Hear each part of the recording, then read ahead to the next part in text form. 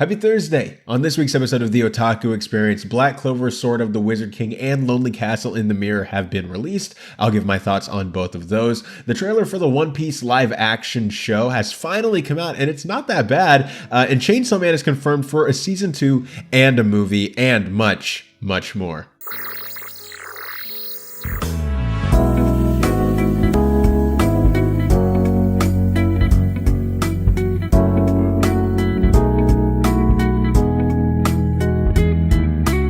Behold, it's me, Israel King, the CEO of SAO, the resident PGS Transformers expert, as proclaimed by Robert Meyer Burnett, or as most people know me, King Tannic. Hello and welcome to all of my fellow weebs, otakus, imagination connoisseurs, and all of the members of the Post-Geek Singularity to another episode of the Otaku Experience, the anime non-news show where we discuss the current goings-on in the anime and manga industry with our very uneducated opinions. Special thanks to Robert Meyer Burnett, all the great folks at the Burnett Network, and of course you, our viewers, because without you guys, this show would not be possible. All right, first things first, I do want to thank you guys for the excellent feedback that I got last week. It seems like you guys liked it, at least those of you that commented. I mean, come on, guys, participate with the rest of us. If you don't participate, we won't know what you think. And then you're going to be like, oh my gosh. But it seemed like the majority of y'all liked it. You liked the little baby squishy thing down there. Yeah, I had a good time doing it as well. We did have some changes that we are going to adapt into this week's episode that we learned from last week. There's a trial and error process. The thing about Rob's show or with our shows or with like Hey Pasa PGS or with, like John Campia's show or Christian Harloff, those types of shows, is they've been doing it for so long, they kind of have their format. We're still in these little baby steps that we'll be looking at this. I mean, hopefully we go on for like years. I would love to do that. That'd be so much fun. And I hope you guys would be down to that to do that as well. But we would be looking back, years from now and being like, oh my gosh, man, like in the grand scheme of things, that was such a small era where we were changing and adapting so much. But it was definitely worth it. And I think it was worth it. Well, anyways, this has been a very big week of anime news. I'm sitting here like, where were these stories last week? Because last week, if I'm being honest, was a very slow news week. That was why we covered so many things. And it's probably also why the episode didn't do bad, but it didn't do as well as normal Otaku Experience stuff does. But you know what did do well? The new clips and highlights of the Otaku Experience that are on the Burnett Network. Make sure you guys give those a watch. And make sure you recommend those to other people because there are people who don't like to watch really long, hour-long episodes of content. And so if that's not the case, if you know those people, or if you are one of those people, and you're like, man, I would really love to watch the Otaku Experience, but I just can't. I just don't do the long-form content. It needs to be really short and only the topics that I'm super interested in. Well, good news, we do have those highlights. The editor that Rob has hired to do those highlights has been doing a great job. They're making them really funny. They're like, I'm looking at this, I'm like, they made me funnier than I actually am. That's crazy. So make sure, I'm sure there's going to be clips of this week's episode going out over the course of the next week. And so make sure you guys keep your eyes open for that. But without any further ado, with that being said, guys, we're going to move right on into the news. All right, and our first story of the day is going to be that the Sekirei author has launched a new manga. So Sekirei, if you don't know, is this very, very ecchi manga. I found that out the hard way. I've read a few chapters. It's actually very funny, but I did not expect to be making eye contact with uncensored boobs in the first 2 minutes of reading it. So if that's what you're into, go check that out. But either way, this author has done major hits in the manga industry, like Sekirei, for example. That is a major, I guess you could kind of call it doujinshi, or it's definitely ecchi, closer to like that hentai category, but it's still, I thought it's funny. It's a funny thing. There's plenty of reasons to watch, to read it.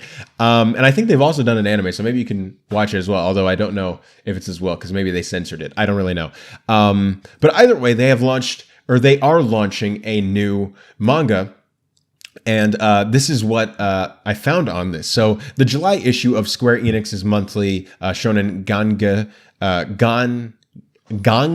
I still don't know how to pronounce this. The Gangan magazine revealed on Monday that I'm still trying to learn his name, guys. I've only read Sekirei, I didn't know his name. Is Sakurako Gokurakuin. And he's going to be launching the new manga, and it's titled Senban Sha Isekai Tsu Shobu, or the trade department of a big company in another world. And the magazine is going to be featuring this immediately in its next issue on July 12th. So that's like 2 weeks away. That's less than a month. So definitely go get your fill of that. I would recommend reading Sekirei and see if it's up for you. I enjoyed it, but I don't know if I could read like an entire manga because it's like 200 something chapters, Sekirei. I read like 3 and I was like, I think that's enough. Maybe I'll watch the anime. Who knows? But it's definitely something that you should check out before you go and just try to hop into this new thing, just to kind of see if what this author does is up your alley. And then also they did give a quick bio of the thing. It's a very vague thing. It says the isekai action fantasy manga story centers on a female high school company president who will try to save the world. Super vague, not that much there. But either way, I think that this is definitely going to do very well for that market that Sakurako has definitely built up over the past few years. Obviously, Sekirei, very, very popular manga. I forgot, not that I forgot, I just never realized how popular that manga was until I looked it up on my anime list. Because I do that, there's so many stories that come out in a week, so I have to look up and see if there's I have to look up things to see if there's an audience for them, to see if are people actually going to care about this topic.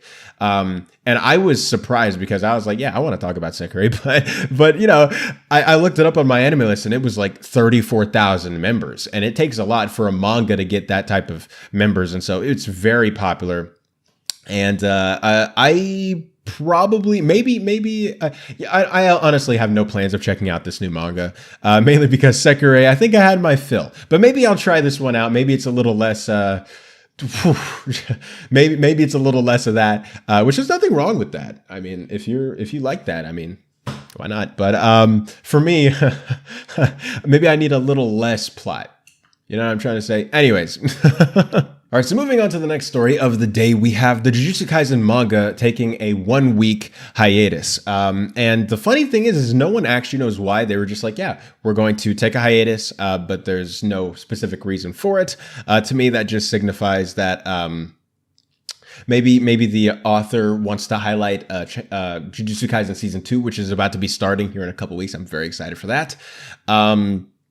But I don't really know the reason. Here's what we do know. According to Red Bean Anime, Jujutsu Kaisen will return in weekly Shonen Jump issue number 31. The series will take a week off after launching chapter 226 on June 18th. The manga will skip a week on June 25th, but fans don't have to wait too long because the next chapter will drop on July 2nd. Currently, there is no explanation for why the manga will take a 1-week hiatus, although fans speculate it could be because mangaka Geki Akutami will draw a new Jujutsu Kaisen cover for the weekly Shonen Jump magazine to celebrate the airing of season 2, which would kind of be what you're looking at right here. Just one of these really detailed, super cool covers that takes Gege a little bit longer. Gigi. I still don't know how to pronounce this guy's name. I need to listen to like an interview or something where they pronounce his name, but I think it's Gege.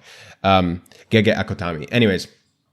I am a fan of Jujutsu Kaisen. I wouldn't say I'm a big fan. I've only watched the anime, and I've really enjoyed the anime for what it is, and I'm very excited for the second season. I think that the movie, Jujutsu Kaisen 0 that came out last year, I thought that was the best the franchise has been so far in terms of the anime. As far as I know, the manga is way better than everything in the series so far. So I don't really know.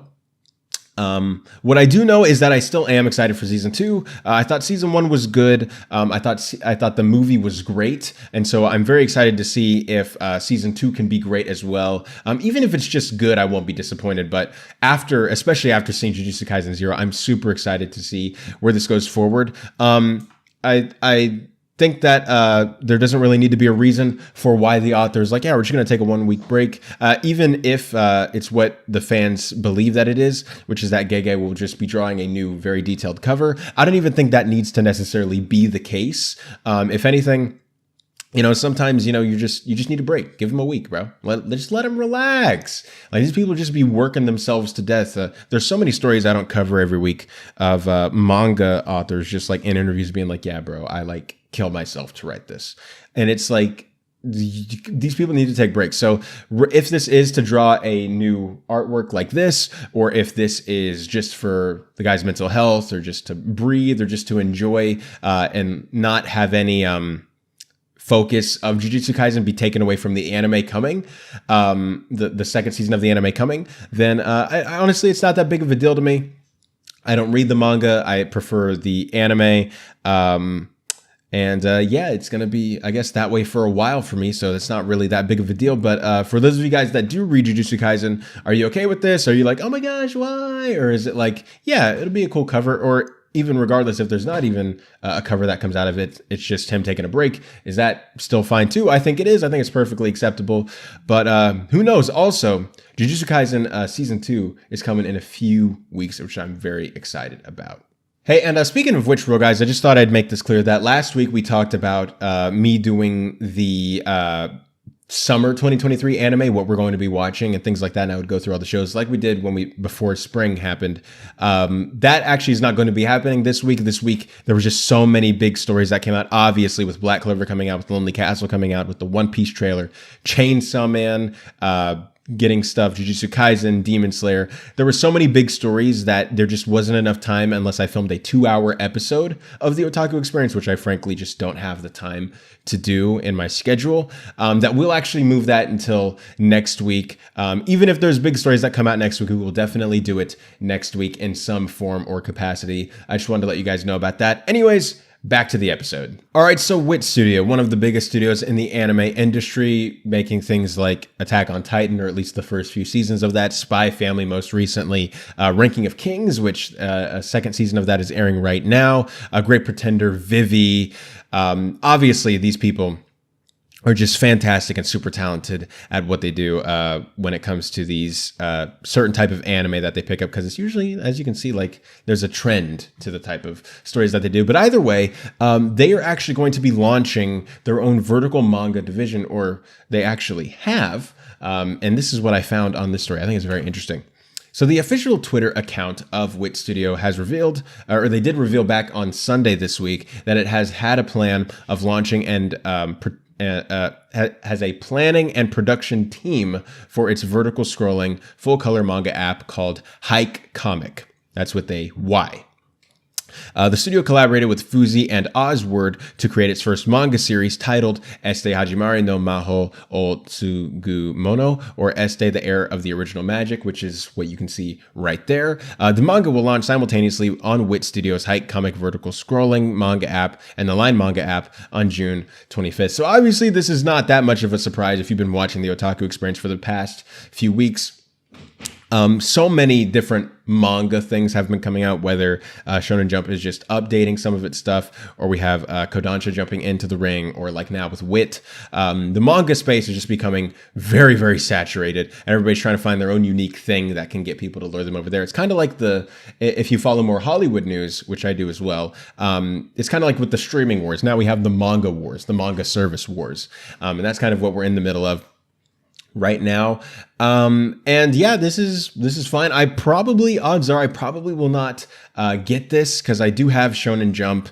I don't read that much manga as it is, but for those of you guys that are super deep in the manga field, like kind of like how I am with anime, if you're like, oh yeah, manga, bro, manga all day, whereas I'm like, I'll just watch the anime adaptation, then this might be perfectly up your alley, and maybe you'd like to check that out as well.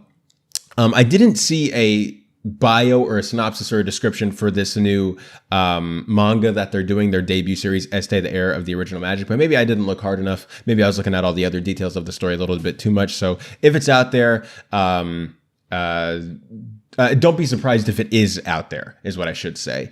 But I did not find it personally. This is really interesting. It's just fascinating to watch, almost like an outsider looking in. I mean, I do read manga, but not in the sense that I'm like super invested in that corner of the community and the industry, to where I'm like, oh my gosh, will I abandon Shonen Jump to go join the Hike Comic app by Wit Studio? Probably not. No, I'll probably just keep Shonen Jump, because that's what all the big manga that I do read are on. And that's perfectly fine for me. But for you guys who are deep in the manga fold, it's going to be really interesting to see just how this manga streaming war basically has started and how it's going to continue going forward, especially with the audience. Is the audience going to become fractured, or are people going to subscribe to all of them? I think it's going to be really, really interesting. And I think we're definitely going to see this in the future as more and more manga come out in the future. We're going to see these studios start bidding and fighting to have the licensing rights to have these on their different services in efforts to get the audience to go to their app, which is something we'll see definitely here in the future. But it's really interesting. I don't doubt that in the next few weeks we'll be talking about some other big manga app coming into the ring as well, because that's just what's happening, and that's the state that the industry is in, which is really interesting. All right, so a movie we've been talking about for the past few months. It's been a while that we've been talking about for the past few months, and that I've expressed my interest in, and hopefully a lot of you guys have as well. Well, it's finally here. That's right. Lonely Castle in the Mirror is finally here, and I loved this movie. I thought this movie was great. Now, if you don't know what Lonely Castle in the Mirror is, basically you have these kids right here. The main girl in the front, her name is Kokoro. And basically she is just living her life, not the greatest of lives, but she's living it. And her mirror suddenly turns into this portal. So she walks through, she's freaking out. And then there's this girl in the red dress with this wolf mask on who's basically like, follow me. And then she takes her to meet these 6 other kids, all in junior high, and is like, hey, you guys are in this castle. The only way back to your world is through those mirrors from each of your rooms. Find a key in here. Whoever finds this key will be able to have whatever wish they want granted. And that's been the little synopsis we've been going forward. I thought the animation looked great in all the trailers. And so I was super excited to see this. And so I went and saw that earlier today when I'm filming this. And I loved this movie. This movie was fan-freaking-tastic. My only problem with this movie, I only have one major problem, and that is that this movie is too subtle in a lot of spots. I think that this movie, which I probably because I didn't read a lot about it, and I didn't look super much into the trailers other than just to see the animation and what that would be like. But this movie is so much darker than I thought it would be. It deals with like childhood trauma. Like each one of these kids is dealing with something, whether that be bullying to a death in the family, to even in some cases, SA. I don't want to get this demonetized, but like different types of assault and things like that. And I was not expecting this. And I wouldn't say that they pull their punches, but they definitely don't go as far as I think they could. This movie is very, very sophisticated in the sense that a lot of the stuff is not directly shown to you. You have to figure it out based on dialogue up until, the final 20 minutes where they give you a snippet into what a lot of these kids actually went through. The only one in the movie that you really know about is Kokoro, and you find out all these details through her perspective, which I think is very interesting, but at the same time, I equally like and dislike the choice. I like the choice because it's effective from a storytelling perspective. When they want you to be confused, you are. When they want to lead you into thinking one way, they will, and then they'll twist that. And so you're just as surprised as the characters are. And then by the end, when that big reveal happens, Kokoro figures out a bunch of stuff. And then you as the audience in turn figure that out as well. But on the opposite side is that throughout the movie, it's a very confusing watch at times because characters will do things that might seem very out of character or strange. Not out of character, but they'll seem like there's no rhyme or reason. And that's because there isn't, or I mean there is, but we just haven't gotten that rhyme or reason until like the very end of the movie. And then suddenly it sheds light on everything before it took place, before that reveal took place. And so I'm very excited to see this a second time to see how those things will affect me. This is not a spoiler review. I'm just going to give my light thoughts on it. But just so you know, I loved this movie. In the past few weeks, I've seen Spider-Man Across the Spider-Verse, Transformers Rise of the Beast. As you guys know, I'm a huge Transformers fan. I saw The Flash and Elemental. All 4 of those movies I've loved. Spider-Verse, I think, is perfect. It's my favorite movie of the year, and probably one of my favorite movies of all time. This is my favorite movie since Spider-Verse. I've enjoyed this movie more than The Flash, more than Elemental, more than the Black Clover movie, which we'll be talking about here in a bit, more than Transformers. Like, I loved this movie, and I was so just in awe of how much depth there was in almost every aspect, because I went in thinking this was going to be more of a whimsical, happy adventure. Maybe that's my fault. But when I saw it, it was so much more visceral and dark that I loved it personally. But I think that if you don't watch trailers and you just look at the poster and the synopsis, this might catch you off guard. I mean, I did watch the trailers myself, but I didn't see it. If you watch the trailers in a casual way and you're not looking for things, or if you're just looking to look at the animation and you're not looking to see the plot or anything like that, this movie will catch you very much off guard, I mean. And I think that is the best way to go into this movie, is by knowing as little as possible. I mean, know the general premise, know what the movie's about, and then go see that. But this movie is fantastic. There's so much I want to talk about, but we'll talk about it in the next few weeks, because I'll give everybody a chance to see it at least. But man, I was just in awe. I got in the car on the way home and I immediately called my girlfriend and I was like, what the F just happened? And I just talked about it for like 15 minutes straight. And I was like, I'm sorry. Like, this is probably super mean of me, super impolite for me to call you and just like talk to you for 15 minutes about this movie. But I'm genuinely shook and I just need to get my thoughts out. This movie was just insane on so many different levels. Like I said, my only problem would be that they didn't show a lot of the stuff.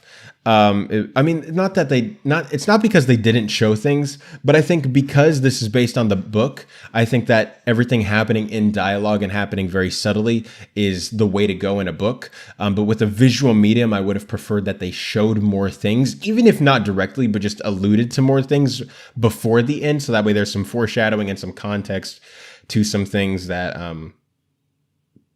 happen later on. And not that there isn't any foreshadowing or any context, but a little bit more, because I feel like the casual viewers who don't go in picking up on every piece of dialogue and they're just going in to find an enjoyable experience, I don't really know if this is for them. This is definitely not for kids.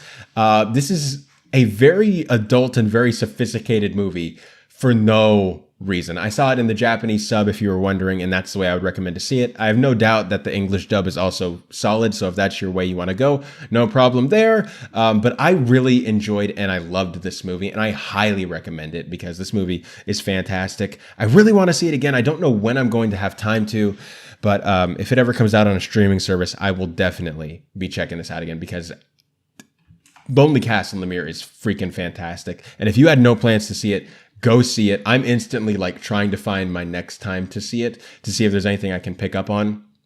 It's not my favorite movie of the year. Spider-Verse is perfect. Spider-Verse is a whole nother level, but it's really, really good. And it's definitely probably the best anime movie I've seen since, gosh, I want to say Jujutsu Kaisen 0, but there might have been a movie that came out beforehand. I'm thinking of Black Clover, Sword Art Online, Quintuplets.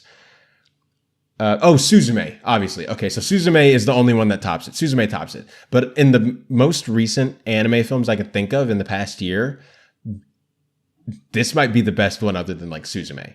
It's really, really good. Everybody go see it. Please, if it's playing at a theater near you, please go see it. If not, just wait. Try not to know anything about it. Don't read the book. Don't do nothing. And then just experience this, because this thing rocked my entire world. All right, so getting back into the news, Oshinoko, obviously, that and Demon Slayer have just killed this entire anime season. All the competition have been eviscerated. They're in the dust. They don't matter. Oshinoko has been fantastic. Now, as you guys know, I thought the first episode was just okay. I didn't buy into the hype immediately. But over the past like 7 weeks, I've really fallen in love with this show. I love all the characters. I love the themes that it's developing and that it's dealing with. I'm about 2 episodes behind, so I need to watch those. I just haven't had time yet, but I'll definitely be binging those. And it's been fantastic and it's been great. Well, it turns out it's been so great that the manga copies actually, like the manga copy sales, have actually doubled after the anime premiere. Listen to this. The manga had 4.5 million copies in circulation back in March, prior to the premiere of the manga's television anime adaptation. The manga doubled its circulation numbers in under 2 months since the anime premiered. And something that's really interesting is that this isn't even specifying if digital copies count. This is only physical copies. So that means there's a chance that this is even higher. But what can I say? You know, when you have such a popular, fantastic anime adaptation, and you have to wait week to week to figure out what's going to happen next, but then you find out that there's manga that's already way past the point you're at, you're going to want to binge and read everything. I've been fighting that urge forever to do that with things like Attack on Titan. I mean, I tried at one point with Attack on Titan. I just couldn't do it because I was like, I've watched everything with the anime. I can't suddenly go and read the manga. Like, what? But with something like this, I would definitely be tempted to read the manga. But I don't know. I'm really enjoying the anime version of it. And I just really like the way that the anime version has been playing out. And obviously, this is no surprise. This thing has just raided everything. It's taken over the pop culture fandom. And it has no intention of letting go for the next couple of weeks that it's airing. And is the next episode next week? Is that the finale, or is the week after that? I need to look into that. But either way, it's about to end. And dude, and Demon Slayer just ended too. That means it has the next 3 weeks of all the anime discourse to itself rather than sharing it. Dude, what the heck, man? Either way, this is obviously not a surprise, but still, it's just incredible how much influence this anime adaptation's had over the pop culture fandom. It's just been great. Speaking of really big anime like Oshinoko and Demon Slayer, we obviously have the big three in anime. If you don't know what the big three are, those are the what the community has decided are the big three of anime. Basically like your Trinity, like in DC you have Superman, Wonder Woman, and Batman. That's your Trinity or your big three. That's what we have for anime is Naruto, Bleach, and oh gosh, what's the last one? Naruto, Bleach, and One Piece. How could I forget One Piece?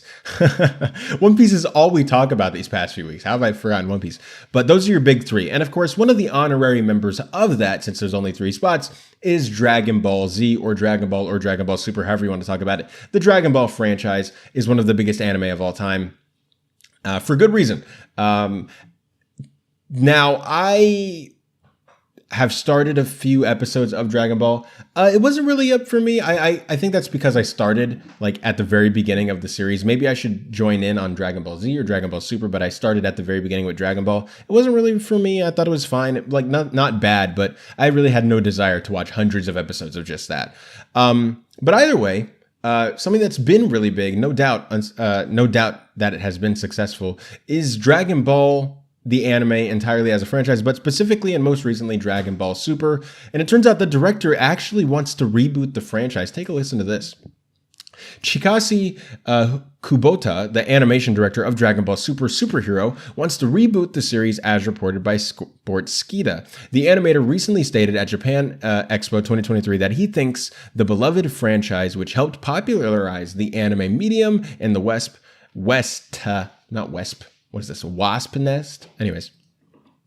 That helped popularize the anime medium in the West should start over again. According to the report, Kubota has even shared this desire with Norihiro Hayashida, the producer of the last 3 Dragon Ball movies. No official reports about Toei Animation's interest in rebooting the series have been made at the time of writing. So, very, very fascinating. I can see why there's interest in doing that, in the sense that we have so much further we can go with animation these days than we could back then when Dragon Ball started, that it's like, hey, now it's like, could you imagine like redoing like Dragon Ball, but with the abilities and animation that we have today? Like, it would be mind blowing. It'd be insane. You know, everything would look like, you know, Dragon Ball Super has had the benefit of being in this era where we have this type of animation, but you know, the series before that didn't. And so I think that that's really interesting. He doesn't say if they want to like reboot from scratch and go all the way through series and Super and then readapt the entire series again, or if he just wants to reboot the original franchise, just Dragon Ball and Dragon Ball Z, maybe, just to update those in better animation and in a better production atmosphere than there was all those years ago. Personally, I'm all for it. As someone who doesn't really, care all that much about Dragon Ball because it just wasn't really for me. And maybe if you guys have seen Dragon Ball, you can recommend maybe I should just skip straight to Dragon Ball Z or go straight to Dragon Ball Super, because I did start with the original Dragon Ball, but it wasn't for me. I can see the benefits of this because, Trigun Stampede just went, and that was basically just a readaptation of the same story that the original anime did, but, slightly different. And maybe this could do the same thing where they could focus and highlight on different aspects from the manga or from the source material that the original anime did not do. And then you can kind of compare and contrast and see oh my gosh, that's a little bit different here, but that's a little bit different there, but they're telling the same overall story. I think that's really fascinating. That's really all the insight I can give on this because I didn't really enjoy Dragon Ball all that much, like I've said a few times now. But I personally have no problem if they did decide to go this route, like at Anime Expo, if they were like, yeah, bro, we're readapting Dragon Ball, we're rebooting it. I personally wouldn't be like, what? No. But I can see that a lot of people maybe would be. They would like to see the franchise keep going forward rather than go backwards. But I think for new fans, it's also, it could be less daunting if a new reboot starts airing now rather than them have to go and catch up on everything. If they can just catch on the train now where it's starting, they don't have to work on catching up. They can just watch the new stuff now, which I think is there's a bunch of benefits to this, but I'm sure that there's people who are super big fans of where the Dragon Ball franchise is currently that would probably beg to differ, and I would be open to hearing those different opinions down below. All right, so like Lonely Castle in the Mirror, another anime movie, a big anime movie that we've been waiting for a while finally came out, and that is Black Clover, Sword of the Wizard King. It dropped on Netflix, and first, can I say this without reviewing the movie first? And this will be a no spoilers review as well, like with Lonely Castle. Why on earth is this only on Netflix? They couldn't release it in theaters for a week or something? Because the animation and stuff in this movie is so good, and some of these fights are so crazy that I'm like, yo, why am I watching this on my freaking TV? Why am I not watching this on a big old screen? This movie was clearly made to be seen huge, but whatever, it's fine. Either way, Black Clover, Sword of the Wizard King is out. I had a chance to see it and I enjoyed it. I think it's okay. I think it's good. My biggest problems with this movie would probably be that it's not canon to the manga. It's a made up story for the anime. And that's not a problem fundamentally, but I think it's very apparent what the downsides of that can be, where basically nothing in the status quo at all can change. The characters can't really go on character arcs. No one is at risk of dying unless they're introduced in this movie. Because you have all these people, because in the manga, it's basically this movie never happened. The story doesn't exist. So you can't have a main character die in the movie and then keep going because they still exist in the manga. And so you have those restraints on it, and they became very apparent to me that it's they can't really go as far as they want with a lot of this stuff. They can't really do these really cool twists or a lot of this stuff with the villains that I can tell maybe they want to do, but they can't do it because they'll break canon and then things going forward won't make sense. But, who cares? Do what Sword Art Online Ordinal Scale did. That movie was original. And they just applied some of the changes going forward. There were some changes overall to the lore, but not major changes that changed entire story beats or anything like that. I wish that this movie could have done something more along the lines of that. I would say if you're looking for really good fun fights, or if you're a big fan of the Black Clover anime, this movie's just perfect for you. These fights are fan-freaking-tastic. One of my biggest nitpicks in the movie is that there is so much screaming, particularly in the last 20 minutes. Asta and the guy and Noelle and the person she's fighting, and everybody's just they're just screaming. And I get it. It's anime. It's a shonen. They're gonna fight and have these big major screams. It's what they do. But there was so much where they were just screaming their dialogue for 20 minutes straight that I was like, dude, chill out, bro. Guys, it's not that deep. But that being said, there's not really as much to say about this. It's just more of a straightforward really long Black Clover episode. So if that sounds fun to you, I think you'll like it. If that sounds daunting and boring to you, you probably won't. For me, I'm somewhere in the middle. I had a good time, but I definitely would prefer seeing stories that will affect the story going forward rather than a story that at the end of the day really doesn't matter. If you don't really want to watch it, you don't have to. Nothing in this is going to affect the thing going forward. So it's fine. It's a good movie. Go check it out if you want to. If you want to see some good fights, watch this with alcohol. Drink some alcohol as you watch this. Get some buddies who like anime. Y'all will have a great time. And I still, I think that's really the only way I can recommend this movie. Not that it's bad. I'm not saying you need to be drunk to enjoy the movie, but I'm saying to have to enhance and have the maximum experience of this movie, drink. I think it's geared for that. It's built for that. Come on, guys. All right, kicking off our last few stories of the day. We've been saying it a lot in this episode. We've been talking about how Demon Slayer Season 3 just ended. And I'll give my quick thoughts on that. If you want my full spoiler thoughts and everything like that, wait for the seasonal review on my channel here in the next few weeks. Once this anime season wraps up, I'll be able to make a video on that.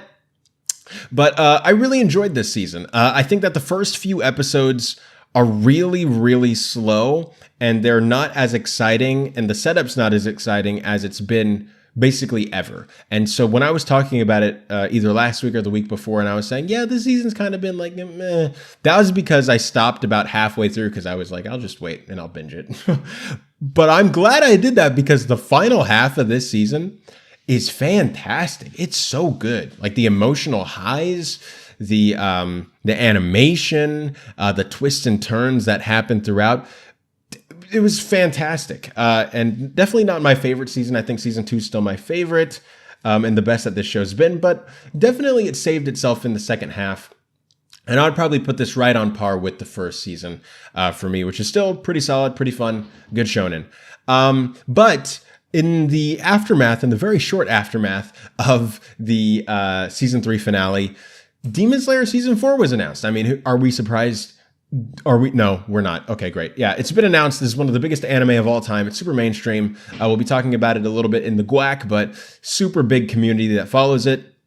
And so it's been officially announced, and it's going to be covering the Hashira training arc, or volumes 15 and 16 of the manga. And there's a little bit of a synopsis of that arc that they gave us. Tanjiro goes to see the stone Hashira, Himejima, who intends to prepare him for the battles to come. The training to become a Hashira, a high-ranked member of the Demon Slayer Corps, is intense and demanding, and earning Himejima's approval seems impossible, but Tanjiro won't give up. Meanwhile, the Demon Lord Muzan continues to search for the location of Nezuko and Ubayashiki. And now I'm not going to give a lot of context as to why some of those things are happening, because that would include spoilers for the third season that just finished. But all I'll say is count me in, bro. I'm excited. Hopefully it's not like a super boring training arc where it's just training for 12 episodes and nothing really happens. I mean, if there's character work, I'll still be invested, but hopefully nothing more like the end of more like season 2 as a whole, and more like the end of season 3 rather than the beginning of season 3. If it's all that type of stuff, but assuming that it's not, I'm giving them the benefit of the doubt because they always win me back with Demon Slayer, even at the times where I'm like, oh, maybe they lost their touch. They're always like, nope, we got you, man. So I have faith that this is going to be a really good season, really fun season, and it should be coming out sometime next year. And I'm very excited to see that as well. All right, and it's finally here. The One Piece live action Netflix adaptation is here. The trailer is here, and they've also revealed some of the episode titles, which I thought was surprising. And I'll say this about the trailer. It didn't look that bad. Now, here's the thing. We've seen Netflix do this with other stuff before. Everybody was like, oh my gosh, Cowboy Bebop, it looks so faithful. Or like with Death Note, we saw how that turned out horrible. We saw how Cowboy Bebop turned out apparently horrible. I never checked it out. I was too afraid to. And now One Piece is next on the line. And I'll be honest, I'm still very cautious going in. I've started the manga, nowhere near caught up, but I've enjoyed what I've read so far. And I would like to see a good live action version of that.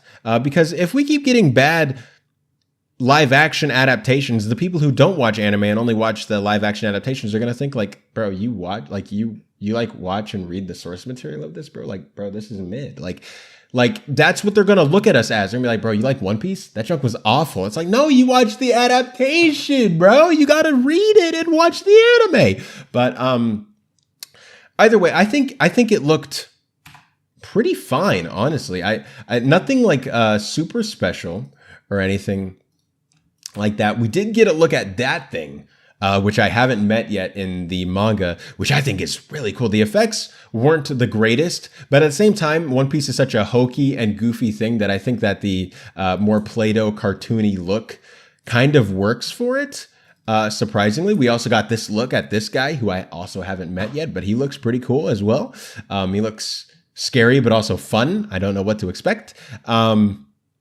And yeah, I'm very excited to see how this turns out. Now we also got a little bit of the titles with oh my gosh, technical difficulties. We also got some of the titles with this for all 8 episodes, and apparently these titles are in not a particular order. These aren't the number, or these aren't in order of the titles, or in order of the episode number, which is fine. I mean, they're just titles. Like, they have no bearing on the quality of it. But I think it's interesting nonetheless. So here we go. If I can load this up properly. Okay. And there it is. Okay. So it has episode 1 being called Romance Dawn. Romance Dawn. And I'm also assuming that these might have some stuff to do with stuff I maybe haven't gotten to yet in the manga. I don't know how much this adaptation is supposed to be covering.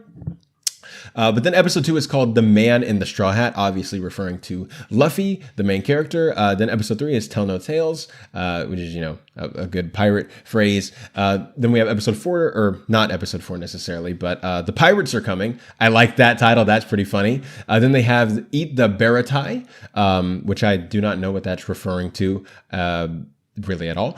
Then the Chef and the Chore Boy, The Girl and the Sawfish Tattoo, and Worst in the East. Now, like I said before, these obviously have no bearing on the quality of the show. I don't know what these means really all that much. But I guess for those of you who are super big One Piece aficionados, do these sound good to you? Or are you like, oh my gosh, that means they're going to adapt this and this and this. Oh my gosh, that sounds super faithful. Maybe this will be good. I don't really know. All I know is based on what I've read from the manga, I like the series.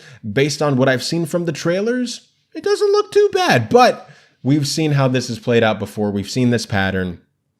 I'm still pretty nervous to see what the case may be. Even if it's the most faithful thing ever, it can be faithful, I guess, in a bad sense, where it's just way too hokey and too goofy. We saw that with Cowboy Bebop. Or at least I heard that because I didn't watch it. I heard that it was a little too faithful and a little too goofy, and it needed to be a little more grounded for the live action. So hopefully we get that there. Hopefully we get a nice balance. Hopefully this is like the greatest anime adaptation we've ever seen. Fingers crossed, dude. And our final big topic for today, this week's episode of the Otaku Experience. Chainsaw Man, obviously being one of the biggest anime in recent memory and probably one of the biggest anime of all time. We've been talking about that for a while. We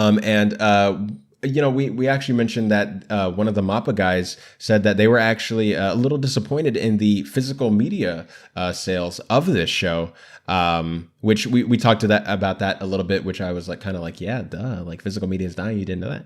But either way, a major phenomenon, major success. And we've all been like, yeah, where is season 2 at, dude? It's coming. Look, they just announced. Or actually, they didn't announce it. Actually leaked. Don't tell anybody it leaked. I assume it's going to be like officially announced at Anime Expo here in a couple weeks. But here's what we do know.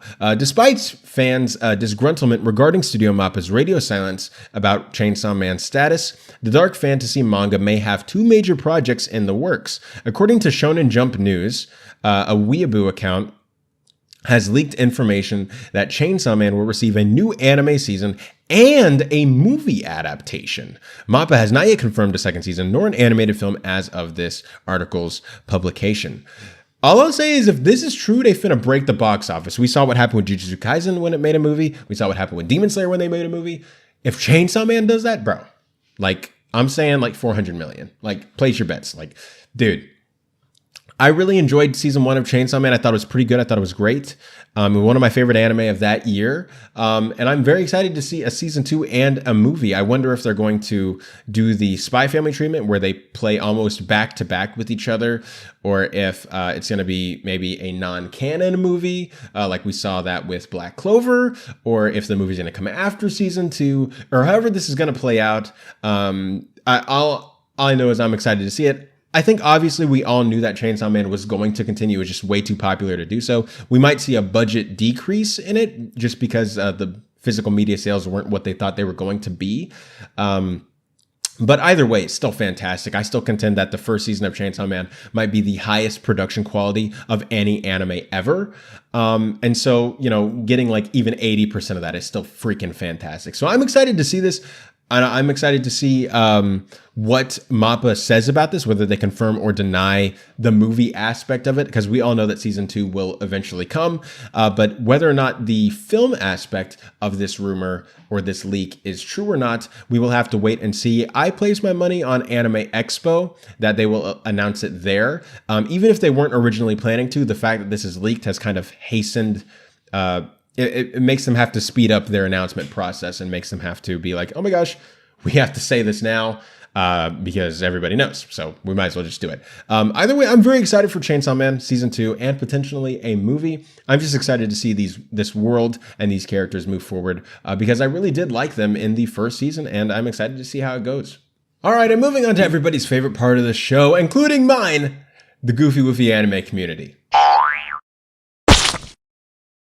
All right, so Chainsaw Man, you know it, you love it. It might be getting a movie. We know it's getting a season 2. Either way, I mean, it hasn't been confirmed, but we already know. They are doing perfumes. Why? Look at this. They have perfumes. You can't really see it. Let me see if I can mess with this a little bit. But the image is like, the dimensions are weird, so I can't really mess with this too much. But like you can become like these characters, like you can smell like them, and they like have different scents that describe them.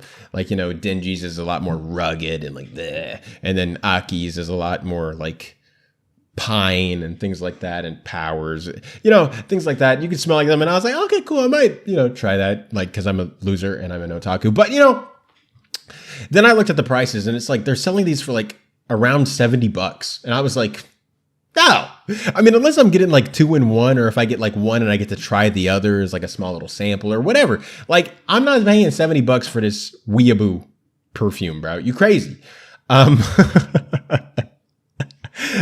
So look, if you want to get some, man, that's up to you. That's totally fine. I don't care. For me, I don't even know how to respond to this, man. What the heck? Either way, we're going to move on to the second goofy thing. And that is this. So Demon Slayer, the season 3 finale came out over on Sunday. And as we talked about last week, or I don't know if we actually talked about it. I know I saw it and I was going to mention it, but we didn't do that. But they have done something really cool, and that is this. They did a fun like Times Square thing where Demon Slayer fans basically took over Times Square. Like, we have a little Inosuke cosplay there. They had the panels and everything done in Times Square. Let me see if I can load that image up for you guys. Like right there, as you can see Tanjiro up on the big billboards, and they had everything. They're like, the final episode, binge the entire season to lead up to it. And they had like different character things, and so many people were there. It was really cool to see. I was like, man, if I like lived in New York, I probably wouldn't go because I'm not an idiot and I don't want to get like killed by like a fake katana that ends up being a real katana and they try to mug me. New York's crazy. But but this seems like, if you're an anime fan, this seems like a super fun place to be in, a super fun time. And it's just really cool to see like the anime fandom, you know, doing its thing. Even if, you know, if like in the anime community, you know, if we're like, oh my gosh, Demon Slayer, you know, it's so super popular. Oh my gosh, everybody loves it. Y'all need to grow up, watch some real anime. You know, at the same time, what would we do without him? You know, like I'm looking at this. I'm like, man, this is so freaking wholesome. Like, man, I like being an anime fan. Anime fandom is so cool. Anyways, I thought that was really cool and a really wholesome moment. That gets the certified wholesome moment of the week. Now, here's the certified goofy moment of the week, because I know y'all don't freaking believe me, but y'all won't believe me when I tell you this. Attack on Titan. You can now drink the spinal fluid with G Fuel. G Fuel Attack on Titan fluid, not sponsored. The spinal fluid of like, bro, what? Who would drink this? Like the Ymir spinal fluid to become one of her subjects and maybe have the potential to become a Titan. Like, okay, you know what? Actually, maybe that sounds kind of cool now that I said it. I personally don't drink G Fuel. I rarely drink anything energy-wise. If anything, I just drink coffee. But I rarely do that anyways. I just mainly drink water and I just get sleep. That's really all you need, believe it or not. But I've tried a couple of G Fuel flavors. They're decent, but I might have to try this just because, like let me pull open this package and it says spinal fluid on it, bro. Like, you might have to do that, bro. It's like when you go get a snow cone and the thing says tiger's blood. Like, bro, I might have to drink some spinal fluid. Tell you how it tastes. Give a review. Either way, that's the certified goofy woofy goofy moment of the week. That's just freaking ridiculous. Look at this. This is so. Like, do I get all of that? Does it come in that box? Like, this is really cool, but at the same time, really goofy. All right, and so moving into our last aspect of the week, we have the audience rankings. And we're going to start, as always, with the anime trending audience rankings. And at number 1, we had Tengoku Daimakyo. I mean, like, they've been killing it. It's been like the same 4 freaking anime splitting the top 10 throughout the week. It's been utterly ridiculous. Then we had Mobile Suit Gundam, The Witch from Mercury, Hell's Paradise, and The Dangers in My Heart, all right next below it. Oh, I don't know if I mentioned Tengoku Daimakyo. I spent 3 weeks at number 1, which is insane. But Hell's Paradise looks like that went down 1 spot as Mobile Suit Gundam went up 1 spot.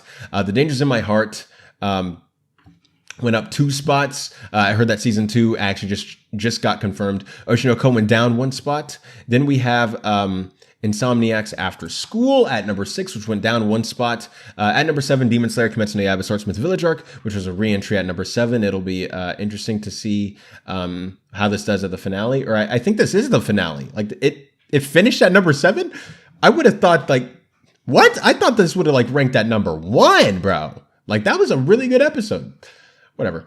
At number 8, at 2 weeks at number 8 is Kubo Won't Let Me Be Invisible. At number 9 is Skip and Loafer, which went down 2 spots to number 9. And at number 10 is Why Raelion ended up at the Duke's Mansion, which went down 1 spot to number 10. Moving on to the Anime Corner rankings, we have what I assume will probably be a pretty similar list, except without Demon Slayer, because this episode wouldn't have aired by the time this list came out. So at number 1, if I can pull my thing here. At number 1, we have The Dangers in My Heart, which is really, really insane. Like, I've heard this is good, but like, this good, guys? And I got 9.10% of the vote, and this is the second time it's done that. At number 2, we have Oshi no Ko, which is at number 2, which it has done before, and that got 8.51% of the vote. Going up 2 spots from rank 5 to number 3 is Mashle, Magic, and Muscles, and that got 5.75% of the vote. Going up 2 spots from rank 6 to rank 4 is Vinland Saga Season 2, which got 4.67% of the vote. At number 8, going down 4 spots from number 4 is Loving Yamada-kun at level 999. I don't know why I just skipped all those. Hang on, wait. At number 5, going down 2 spots from number 3 is Hell's Paradise, and that got 4.45% of the vote. At number 6 is Demon Slayer Swordsmith Village, which went up 2 spots from rank 8 to rank 6. It'll be interesting to see how this plays out next week once the final episode is considered into this. with Demon Slayer, and that got 4.06% of the vote. At number 7, going up 2 spots from rank 9, is Dr. Stone New World, and that got 3.92% of the vote. At number 8, like we mentioned, is Loving Yamada-kun at level 999, which went down 4 spots from number 4, got 3.65% of the vote. At number 9 is Tengoku Daimakyo, which went down 2 spots from number 7, and that got 3.47% of the vote. And at number 10 is Kubo Won't Let Me Be Invisible, going up from 1 spot from 11 to, and it got to number 10, and it got 3.43% of the vote. And guys, that's going to do it for this week's episode of The Otaku Experience. I want to thank you guys for joining me, as always. If you guys want to keep up with me, you can follow me on Twitter at King Tannic. You can follow me on Instagram on Twitter at King Tannic Israel, on Instagram at King Tannic, and at YouTube at King Tannic as well, where I talk about anime, but in a less professional way. I'm a lot more crazy over there as well.